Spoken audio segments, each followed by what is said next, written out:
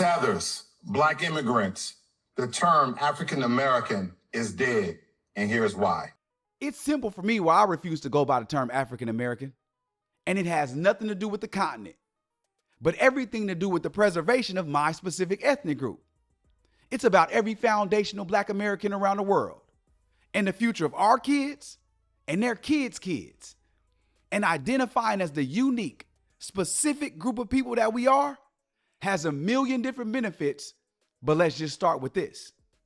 It allows us to have our own political representation. Well, we're not represented by other melanated immigrants who might not do right by us because we don't share the same lineage. It allows us to approach any political party and negotiate tangibles that's strictly for us, instead of being under this umbrella of flat blackness where everybody else gets set asides and we remain at the bottom. That foundational Black American identifier gives my daughter a rich culture and a rich history she can be proud of, while that African identifier snatches that away and tells her she's lost in a foreign land with no culture and doesn't know where she comes from. And if the diaspora really had love for us and really wanted the best for us, they would support it, because y'all know good and well that's the best thing for us to do.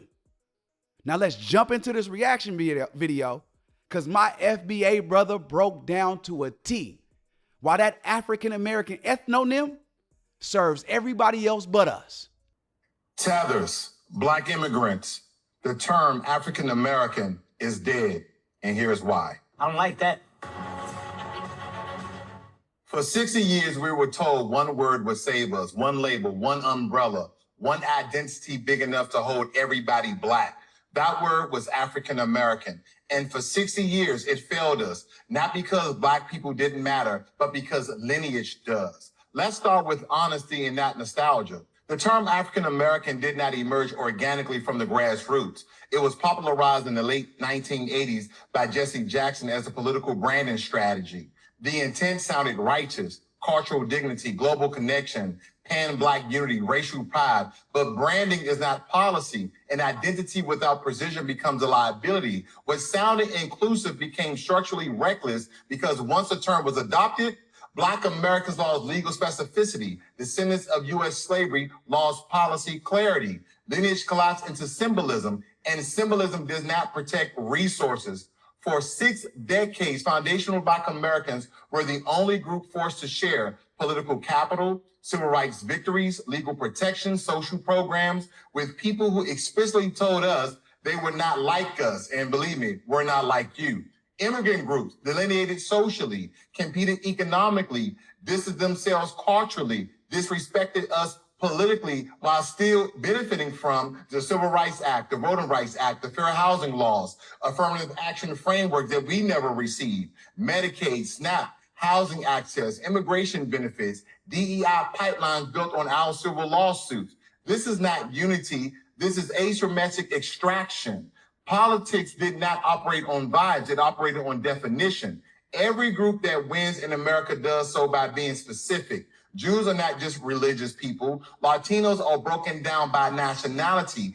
Asians are delineated by country. Native tribes are recognized individually. But Black Americans were told, just be African American. We're this group of you Black guys that we believe that are from Africa into one group. That single decision erased ancestry, legal harm specificity, reparative clarity, policy targeting. Hypocrisy, my friend. See, that's the thing about being labeled African American. They can benefit from it. They, meaning Africans, Caribbeans, hell, Mamdani, anybody melanated can benefit from it, but we can't benefit from it at all. You cannot repair people you refuse to define. See, foundational Black Americans were forced into the U.S. Some of us was already here that were aboriginal to the land, and some of us were brought over here on slave ship. But no less, we were bred under chattel slavery. We were denied land after emancipation. We were excluded from the New Deal benefits. We were redlined out of wealth. We were over-politicized and under-resourced. Black immigrant groups, on the other hand, they arrived here voluntarily, arrived post-civil rights, arrived with intact cultures, arrived after legal protections existed, arrived with national backstop. Yet both were labeled African American, especially when they get their citizenship. This is not justice. This is policy fraud. A tether class emerged, Black in appearance, not Black in lineage, fought for us, voted over us, applied ahead of us, blamed us when systems failed. When something positive happened, Black excellence. When something negative happened, Black America, Black crime. Foundational Black Americans absorbed all sorts of things. Immigrant crime narratives, immigrant fraud headlines, immigrant corruption scandals, while others absorbed Black political wins, Black cultural credit, Black civil rights protections. That is double dipping by design. 3 years ago, something changed. FBA said enough. We didn't ask permission. We didn't negotiate identity. I believe this probably even happened 5 years ago, especially during COVID. But no less, we defined ourselves. Now, the term foundational Black American appears in federal documents, state federal language, medical journals, academic dissertations, legal briefings, public policy research, university curriculum. This is not internet slang. This is institutional recognition, and we did it all without a leader. We did it all without a group because our lineage is our leader. Yes, definitely. Let me provide some invoices. Let me provide some receipts, and let me provide just a little bit of research for people who may not understand exactly what I'm referring to here. Now, this particular source is the Atlanta Voice, and it states right here, foundational Black Americans. A foundational Black American is any person classified as Black who can trace their bloodline lineage back to the American system of slavery. To be designated as an FBA, at least one parent must come from a non-immigrant background in the United States of America, because people keep saying what qualifies or disqualifies them as a foundational Black American. There you have it. It also states that the ideology championed by film producer Tariq Nasheed, not the ideology, just the term, just like Jesse Jackson popularized the term African American. This is delineation. That's a great point. Tariq did the same thing Jesse Jackson did. Jesse popularized the term African American. Tariq popularized the term foundational Black American and brought it to the mainstream. But here's the problem. Because people have a personal issue with Unc, they use that as a reason to attack the whole lineage. And it's like, that's your issue with him. Why take that out on a whole group of people? And notice, we got Unc's back, but he don't need no help because he be smacking these fools around and these guys don't know how to handle it. At his best. Let me provide some more for you guys. It states right here in the Chicago Med, Mullins calls himself a foundational Black American, a descendant of emancipated slaves. Also in the Federal Registry, which is a federal government website, it states right here, standards for maintaining, collecting, and presenting federal data on race and ethnicity. It goes on to state in the text, the majority of the public input on this subject expressed support for adding a category or question to identify descendants of persons enslaved in the United States. There was support for terms including foundational Black American. Again, we're getting national recognition. This right here comes from the LA County. They are pointing out foundational Indigenous American and also foundational Black American communities. Chicago.gov, a state government website. It also references foundational Black American. Here's Oregon.gov, Black, African, Pan-African, African-American, or foundational Black American. We have to make sure this is not only state, but federal with the proper definition tied to it. I'm not done yet. Here we are in Alexandria, Virginia. It states right here, lineage, foundational Black American. Again, this is from stpaul.gov, which is also in Minnesota, which is probably big for a lot of foundational Black Americans with a lot of illegal Somalians there. It states here, a majority of commission members must be ADOCS, okay, we all know what that means, and also foundational Black Americans, meaning that these groups of people are descendants of enslaved Black Americans right here in the United States. One more. This is house.minnesota.gov. They say starting from 1619, foundational Black Americans. There's a lot of things we have to fix with this. We have to make sure that date stays back from 1526. But let me carry on. Right here in the National Institute of Health, which is a federal website, ladies and gentlemen. Now you're going to hear the terminology, social health disparities, acronym as HHD, cultural, race, ethnicity, and nationality, also known as CRIN. Right. This is important. The social health disparities, because they keep talking about all these black women dying right in the hospital. But if we were able to separate foundational black Americans, say from somebody from Jamaica, we have a different makeup, meaning you would deal with us differently when we came to the hospital. That's why it's important we have our own designation. When my wife comes to the hospital pregnant, she's not the same as a Nigerian woman. They have different DNA, they have a different makeup, so you need to know how to deal with her. Just because they're both melanated doesn't mean they're the same. You see why these designations are so important, diaspora?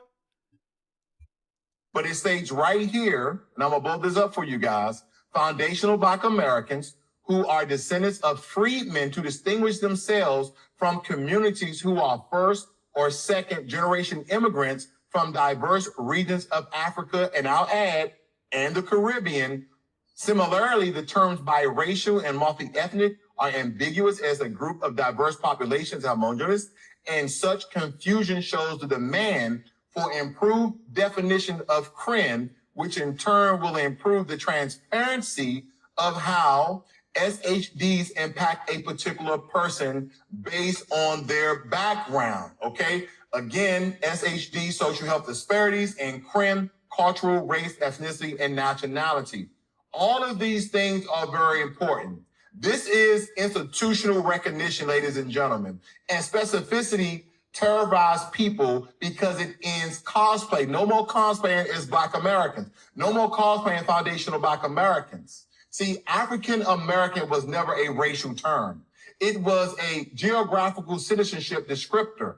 Anyone from Africa who gains U.S. citizenship qualifies. White South Africans, also known as African Americans. North Africans, also known as African Americans. East Indians from Africa. Yes, Elon Musk is African American by definition. That doesn't mean that he's Black. Doesn't mean that he's a foundational Black American.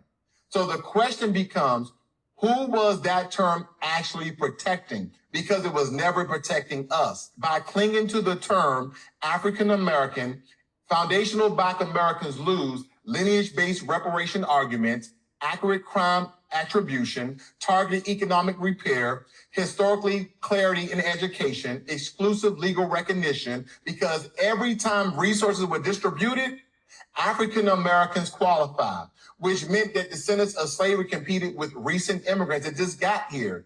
Unequal histories were treated as equal claims. This is not solidarity. This is misallocation.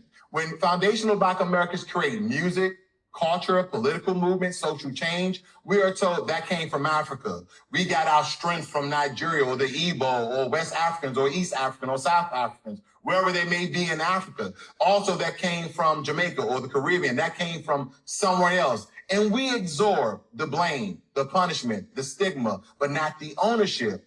Culture without lineage is theft with better PR. Delineation shuts that down.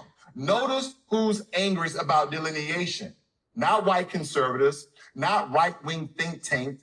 It's the tether class, because delineation means no more double dipping, no more proxy leadership, no more hiding behind generic Blackness. Now the question is unavoidable. What lineage are you from? Don't they hate that question? That question changes everything. That goal was perfect. Because foundational Black Americans are the only group that is non-immigrant, non-optional, non-removable, constitutional anchored. The 14th Amendment exists because of us. Civil rights laws exist because of us. Due process doctrine exists because of us.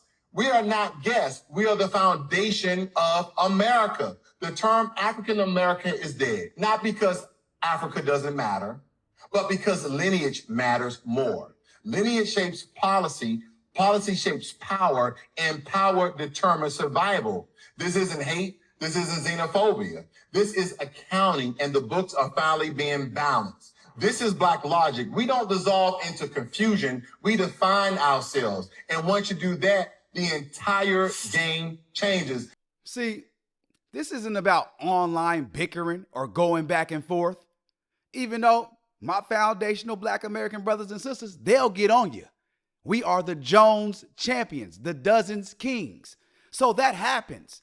But this ain't what this is about. This is about specifying who we are so we can get things specifically for us. It's about my child, when she's able to go to school, she's a baby right now, that they know she's a foundational Black American, so they know how to deal with her specifically. It's about when we go to the doctor, they know how to deal with us specifically. It's about when we go to get scholarships, that those set-asides are ours specifically. It's about when we go to get loans, foundational Black Americans get them for us specifically. So what y'all need to do is, anybody in the diaspora, anybody who has a problem with foundational Black Americans, stop being selfish, because it's time for us to get ours. I'm out.